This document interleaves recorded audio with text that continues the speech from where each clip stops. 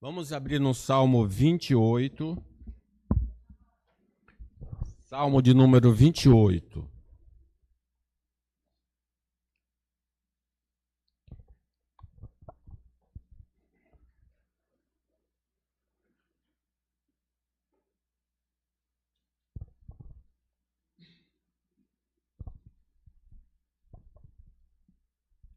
A ti clamo, ó Senhor, rocha minha, não seja surdo para comigo, para que não suceda, se te calares acerca de mim, seja eu semelhante aos que descem a cova.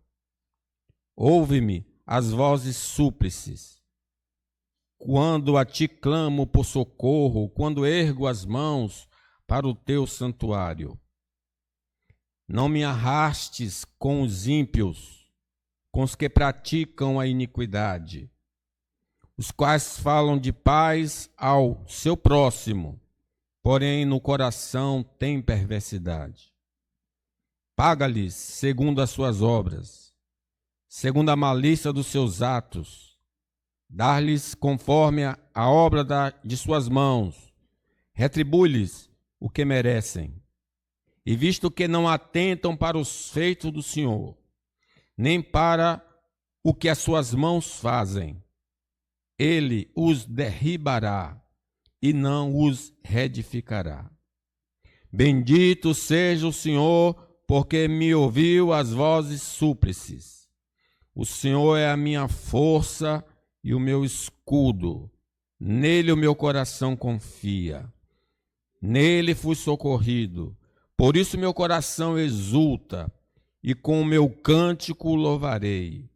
O Senhor é a força do seu povo, o refúgio, o salvador do seu ungido. Salva o teu povo e abençoa a tua herança. Apacenta-o e exalta-o para sempre. Amém. Meus irmãos, há uma diferença entre a luz e as trevas. Há uma diferença entre a verdade e a mentira. Há uma diferença entre a justiça e a injustiça. E há também uma diferença entre o justo e o injusto, entre o crente e o incrédulo. Não se combinam. As zebras não são iguais. As zebras têm uma identidade própria, individual, assim como nós temos a nossa digital, que é totalmente diferente dos demais. Quando o cristão está fiel à sua natureza, ele será uma pessoa humilde. Bem-aventurados os humildes de espírito, porque dos tais é o reino dos céus. Se o ímpio é fiel à sua natureza, ele é uma pessoa orgulhosa. Deus resiste ao soberbo e dá graça ao humilde. Se o crente é fiel à sua natureza, haverá nele a manifestação do fruto do Espírito. Diz a palavra que esse fruto é amor, alegria, paz, longanimidade, benignidade, bondade, fidelidade, mansidão e domínio próprio. Porém, o ímpio, ele vai manifestar as obras da carne, e são conhecidas: prostituição, impureza, lascívia, idolatria, feitiçarias, inimizades, porfias, ciúmes, invejas, bebedices, glutonarias. Vejam que eles estão em caminhos completamente opostos por causa da natureza que eles têm. O crente, quando fiel ao seu chamado, respeita a Deus e as suas obras. Porém, o ímpio despreza a regra de Deus, a lei do Senhor, e zomba do Senhor e do seu caminho. Como eu amo a tua lei, diz o salmista. Penso nela o dia todo. O teu mandamento está sempre comigo e faz com que eu seja mais sábio do que os meus inimigos. O crente, quando fiel à sua natureza, é amigo de Deus, é filho de Deus. Mas o incrédulo, seguindo a sua natureza, é inimigo do Senhor e não faz parte da família de Deus. Diz o João. Nisso são manifestos os filhos de Deus e os filhos do diabo. Todo aquele que não pratica a justiça não procede de Deus, nem aquele que ama a seu irmão. O crente procura andar em retidão de vida, segundo a palavra do Senhor, mas o ímpio viola a lei de Deus e se torna uma pessoa suja aos olhos de Deus. Este salmo, ele está fazendo esse contraste. Ele pede a Deus, Senhor, que eu não morra a morte do ímpio, porque eu sou uma pessoa diferente do ímpio. Ele passa a descrever aí nesse salmo. Não é que a morte do ímpio significa aquela coisa mais profunda. Apartai-vos de mim, malditos, para o fogo eterno preparado para o diabo, seus anjos. Ele pede, Senhor, que eu não tenha esse tipo de morte, porque eu não sou igual a ele. Então há uma identidade distinta do cristão. O crente, na essência, é diferente do homem incrédulo, do homem que não conhece a Deus. Falamos na oportunidade que uma marca dessa distinção é a oração. O homem que é de Deus ora. O homem que não é de Deus não ora. E se ora, ora aos falsos deuses. O homem que é de Deus observa a lei do Senhor. O homem que não é de Deus rasga a lei do Senhor. O homem que é de Deus, ele é uma pessoa sincera. O homem que não é de Deus é uma pessoa falsa. O homem que é de Deus está debaixo da bênção do Senhor porque guarda a sua lei. O homem que não é de Deus, por não guardar a lei de Deus, está debaixo da maldição. E aí, então eu continuo nesta mensagem, nesse resumo da mensagem anterior, e volto a frisar o tema que nós falamos, a identidade distintiva do cristão. E eu quero que você faça uma avaliação se você é crente verdadeiro ou não. A identidade distintiva do cristão. Em continuação, quinto lugar, o cristão é caracterizado por refletir nas obras de Deus. Leamos o versículo 5.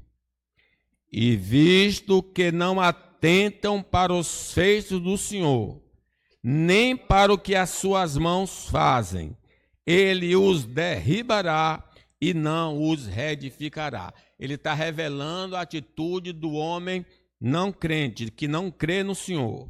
O ímpio não procura conhecer a Deus, mas para o cristão, conhecer a Deus é sua prioridade, e o benefício desse conhecimento é a vida eterna. O homem que é de Deus quer Deus, tem desejo por Deus. A minha alma tem sede do Deus vivo. Quando irei, me encontrarei com ele. Jesus, falando sobre esse tema do conhecimento de Deus, diz: tendo Jesus falado essas coisas, levantou os olhos ao céu e disse: Pai, é chegada a hora, glorifica teu filho, para que o teu filho te glorifique a ti. Assim como lhe conferiste autoridade sobre toda a carne, a fim de que ele conceda a vida eterna a todos os que lhe deste. E aí explica o que é essa vida eterna. E a vida eterna é esta, que te conheça a ti, único Deus verdadeiro, e a Jesus Cristo a quem enviar. Então o servo de Deus tem desejo de conhecer a Deus. O homem que não é de Deus não tem interesse por ele. O ímpio, então, não cogita estudar a Bíblia Sagrada com o propósito de conhecer a Deus e seus caminhos. Mas para o cristão, meditar no livro santo é um prazer, porque ele conhecerá o seu Pai celestial e a sua vontade. O meu prazer está na lei do Senhor, e na sua lei medita de dia e de noite. Paulo falando a Timóteo: tu, porém, permanece naquilo que aprendeste, e de que fostes inteirado, sabendo de quem o aprendeste, e que desde a infância sabe as sagradas letras, que podem tornar-te sábio para a salvação pela fé em Cristo. Os olhos do incrédulo não olham com fé para o maior feito de Deus na cruz do Calvário, pois lhe parece loucura, mas para o cristão é a porta para o perdão dos seus pecados. Ele não olha com fé para a maior graça de Deus. Deus amou o mundo de tal maneira que deu o seu Filho.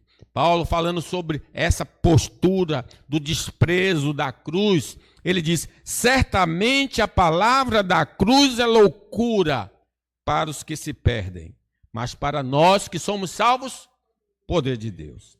A falta de interesse em saber sobre a graça de Deus faz o ímpio desconhecer quem é Jesus, que liberta da carne, do mundo, do diabo, mas o servo de Deus que medita nas Escrituras começa a usufruir desta libertação. Conhecereis a verdade, e a verdade vos libertará. Se o Filho vos libertar, verdadeiramente sereis livres. A negligência, então, em ouvir a palavra do Senhor por parte do homem incrédulo não lhe dá acesso a ser batizado com o Espírito Santo da promessa, que lhe habilita a entender a palavra, a lembrar da palavra e o capacita a fazer a vontade da palavra. Diz o Senhor Jesus Cristo no último dia, diz: todo aquele que crê em mim, rios de água viva fluirão do seu interior.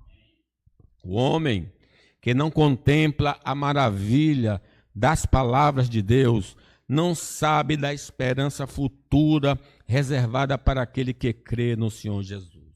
É um homem sem esperança. É um homem que quer um vidro fumê em todo tipo de casa, de caixão, porque tem medo da morte. É o homem que foge do cemitério. Não quero, porém, irmãos, que sejam ignorantes com respeito aos que dormem, para não vos entristecerdes com os demais que não têm esperança. Nós cremos que há um novo céu, uma nova terra, uma vida após esta vida.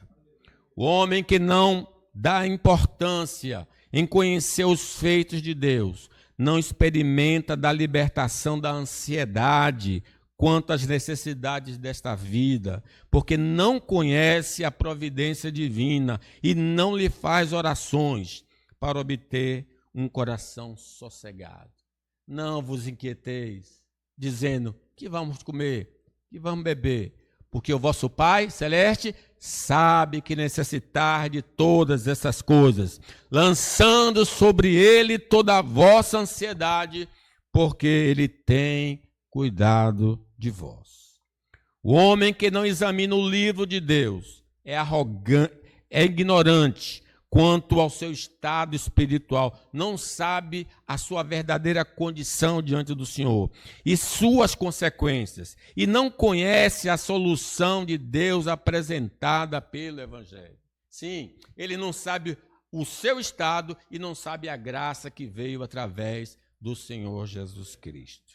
Ora, sabemos que tudo o que a lei diz, aos que vivem na lei diz, que se cale toda a boca e todo mundo seja culpável perante Deus, visto que ninguém será justificado diante dele por obras da lei, em razão de que pela lei vem um pleno conhecimento do pecado.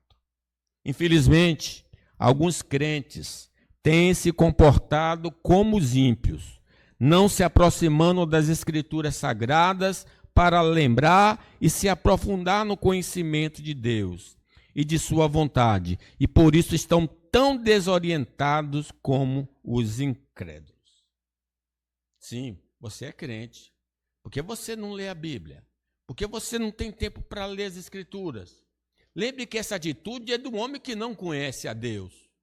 Desejai ardentemente, como crianças recém-nascidas, o genuíno leite espiritual, para que por eles vos seja dado crescimento para a salvação. O desinteresse pelas coisas do alto é típico de um homem não regenerado. Mas quando isso está acontecendo com o cristão, há uma necessidade de arrependimento e confissão de pecados. Se você está tendo essa postura do homem não crente, que não pensa nas coisas de cima, que não busca nas coisas de cima, é uma doença, é uma coisa grave. Pode até indicar que você não é um crente verdadeiro.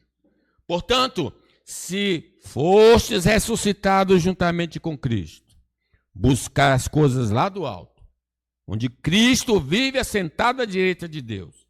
Pensai nas coisas lá do alto, não nas que são aqui da terra, porque morrestes e a vossa vida está oculta juntamente com Cristo em Deus.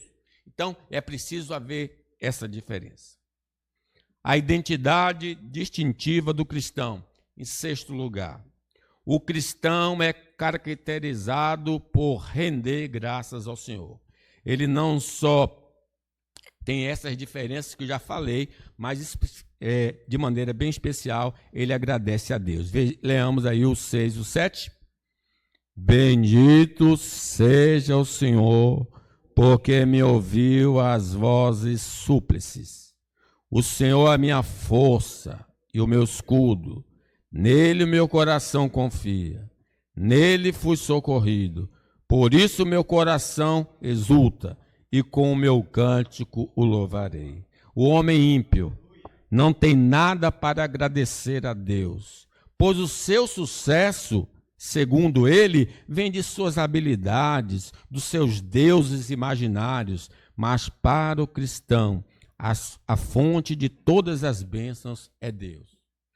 Toda boa dádiva, todo dom perfeito vem lá de cima, do Pai das luzes. Diz a palavra de Deus que esses homens, mesmo tendo alguns indícios, diz: porquanto tendo conhecimento de Deus, não glorificaram como Deus, pelo que Ele é, nem lhe deram graças, pelo que Ele dá respiração e tudo mais. Antes mudaram a glória do Deus incorruptível em semelhança de imagem de homem incorruptível, como de aves, quadrúpedes e répteis. Eles adoram os ídolos. Eles atribuem o seu sucesso muitas vezes ao ídolo. O crente reconhece e agradece ao Senhor pela existência, pela preservação e pela manutenção. Ninguém aqui decidiu por si só levantar. Foi Deus que determinou. Você já tem o que comer. Foi Deus que providenciou. Você já tem o que vestir. E diz: todos esperam de ti que lhes dê de comer a seu tempo. Se lhes dá, eles recolhem. Se abre a mão, eles se fartam de bens. Se oculta o rosto, eles se perturbam. E se lhe corta a respiração, morrem e voltam ao seu pó. Envia-lhes o teu espírito e eles são criados, e assim renovas a face da terra. É a graça de Deus banhando a vida de todos que estão aqui neste lugar. E todos que estão também fora deste lugar. É o Deus da bênção, é o Deus da providência. O crente bendiz ao Senhor por ser livre da condenação eterna através da graça divina em Cristo Jesus. Bendito Deus e Pai de nosso Senhor Jesus Cristo, que nos regenerou para uma viva esperança. Ele tem motivos para agradecer. O crente engrandece a Deus pelas respostas às orações, sejam pessoais ou comunitárias. Deus tirou o irmão Marcelo daquela situação. Deus tem dado emprego a alguns. Deus tem curado outros. Deus tem ouvido as nossas orações. Amo o Senhor porque Ele ouve a minha voz e as minhas orações, porque Ele se inclina para ouvir. Orarei enquanto viver. O crente agradece. O crente agradece a Deus por preservá-lo no caminho do Senhor. Sim, irmãos, muitos que corriam bem de longe agora vão. Outros seguem, mas também sem fervor vivendo estão. Mas nós estamos aqui. Então nós podemos dizer, Ebenezer, até aqui nos ajudou o Senhor. Muitas tentações, mas até aqui nos ajudou o Senhor. Muitas provações, até aqui nos ajudou o Senhor. O Senhor é quem te guarda. O Senhor é a tua sombra à tua direita. De dia não te molestará o sol, nem de noite a lua. O Senhor te guardará de todo o mal. Guardará a tua saída e a entrada desde agora e para sempre. O crente agradece aos talentos e dons que o habilita a ganhar o pão e servir ao corpo de Cristo. Ah, você tem uma profissão? Foi Deus que lhe deu a inteligência. Ah, você serve a Deus na igreja? Foi Deus que lhe deu dons espirituais. Tudo vem de Deus. Sem mim, nada podeis fazer. O crente é grato ao Senhor por Deus tê-lo levado a Cristo para usufruir dos tesouros celestiais. Meus irmãos, ninguém aqui acordou e disse, eu vou procurar Deus. Nunca aconteceu isso com ninguém aqui. Mas como diz Paulo, aprove a Deus que desde o ventre da minha mãe me separou e me chamou pela sua graça, revelar seu Filho em mim. Ninguém pode vir a mim se o Pai não o levar. Ele pegou em nossa mão e nos levou a Cristo. A cegueira do incrédulo não lhe permite ver os feitos de Deus para lhe agradecer. Eles são como essas imagens de escultura, têm boca, mas não falam. Não podem tocar, não podem perceber. Reserve, irmão, um momento no período da sua oração para agradecer a Deus pelo passado e pelo presente. O crente é conhecido para dizer, como o pastor Cândido gosta de mencionar em Tessalonicenses, em tudo dá graça, porque essa é a vontade de Deus para convosco em Cristo Jesus. Vamos lembrar de agradecer o que Deus tem feito na vida de nossos irmãos, na graça comum derramada sobre os homens, na graça especial que está sendo comunicada pelo mundo inteiro. A identidade distintiva do cristão. Sétimo, o cristão é caracterizado por adorar a Deus. Leamos o 6 e o 7. Bendito seja o Senhor, porque me ouviu as vozes súplices. O Senhor é minha força e o meu escudo. Nele o meu coração confia. Nele fui socorrido. Por isso meu coração exulta. E com o meu cântico o louvarei. É interessante.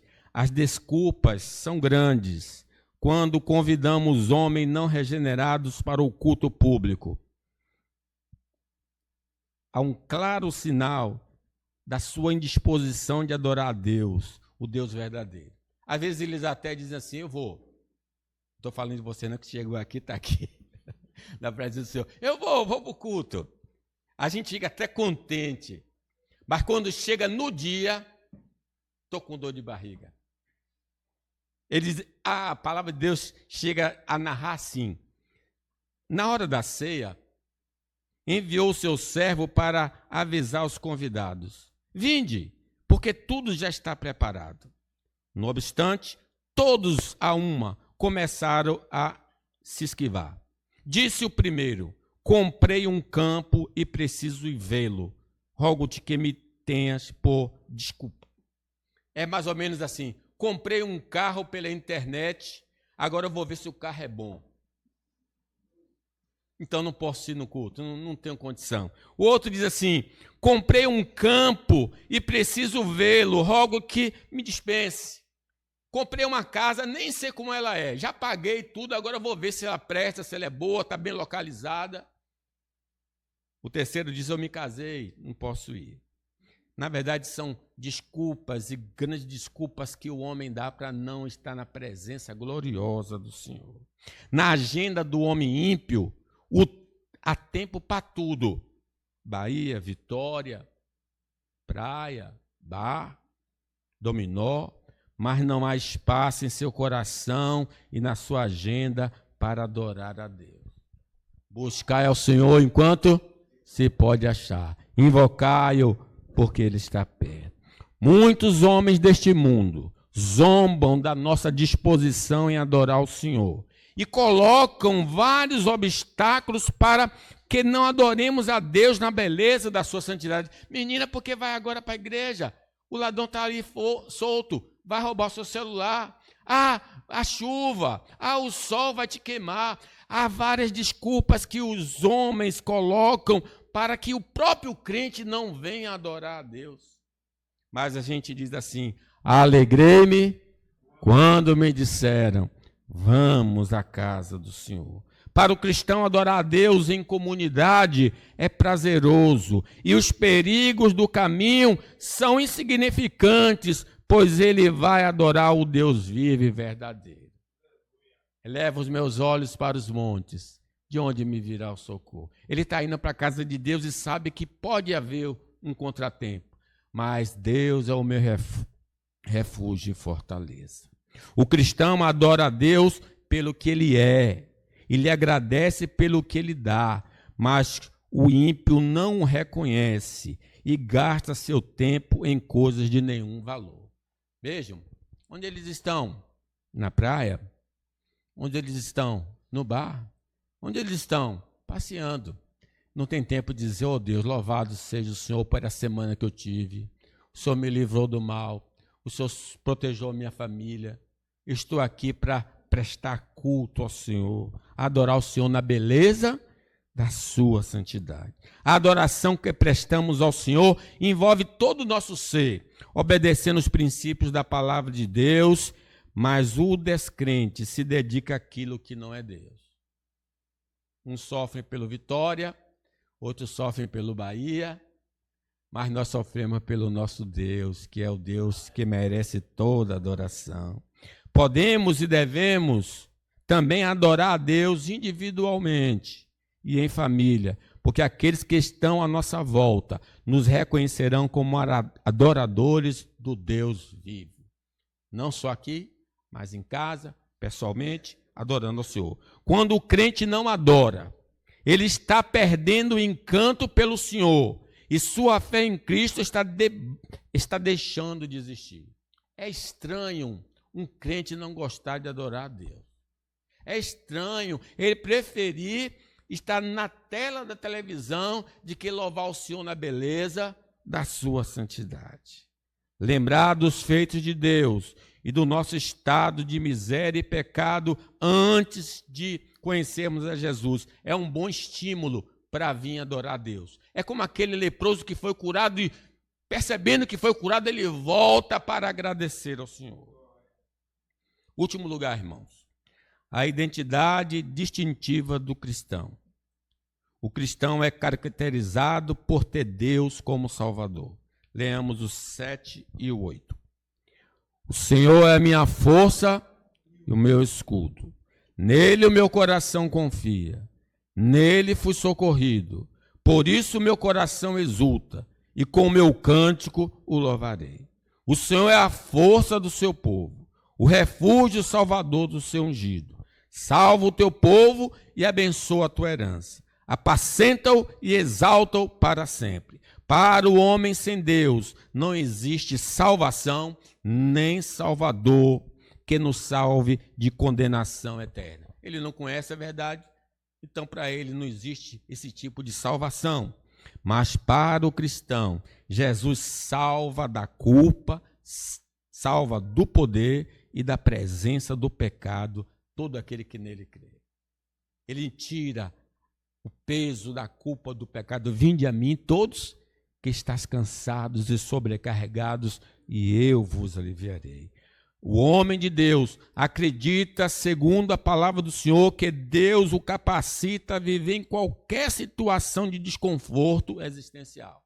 Ele nos salva assim, nos habilitando a enfrentar situações difíceis, como Jó, ou como os irmãos ali na fornalha de fogo ardente. O cristão crê que Deus o protege nos momentos de tempestades violentas, para que a sua fé não desfaleça diante das dificuldades.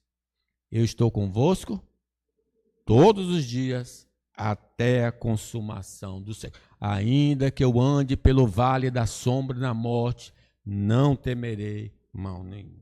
A confiança em Deus faz toda a diferença quando passamos por situações de extrema dificuldade. Maior o que está em nós do que o que está no mundo. Quem crê em Deus não experimentará decepção, porque no momento certo Ele vai agir em nosso favor. Ele nunca chega atrasado. Ele ouve as nossas orações e da forma que Ele deseja vai nos ajudar. O ímpio está sozinho em um mundo amaldiçoado, cheio de perigos, mas o cristão tem aquele que pode livrá-lo de todo o mal. A salvação pode se manifestar de diversas formas, que vai glorificar a Deus e trazer benefícios à nossa vida. Talvez Deus não nos tire dessa situação, mas nos leve para a sua presença. Deus é que escolhe os métodos, os caminhos que vão levar-nos à salvação. Eu concluo, meus irmãos. A ausência de evidência de traços do caráter cristão em nossa vida deve nos levar a uma mudança radical para não sermos impedidos de entrar no reino dos céus. Depois de ler a mensagem, ouça a mensagem, rever esses pontos que eu falei. Você é crente verdadeiramente? Você só é da igreja? Se você não tiver as marcas de um crente verdadeiro, você vai dizer, Jesus, eu aqui. Ele vai olhar e publicamente vai dizer, não conheço você. Não conheço você. Para você e eu, para que nós não tenhamos essa grande decepção, vamos procurar na nossa vida os sinais que mostram que somos crentes verdadeiros em Cristo Jesus. Vamos pedir ao Senhor que faça uma obra maravilhosa em nós. Não queremos ser pessoas só de igreja, queremos ser servo de Deus. Eu quero ser reconhecido como servo do Deus Altíssimo. Que Deus produza esse desejo em cada um de nós. Amém.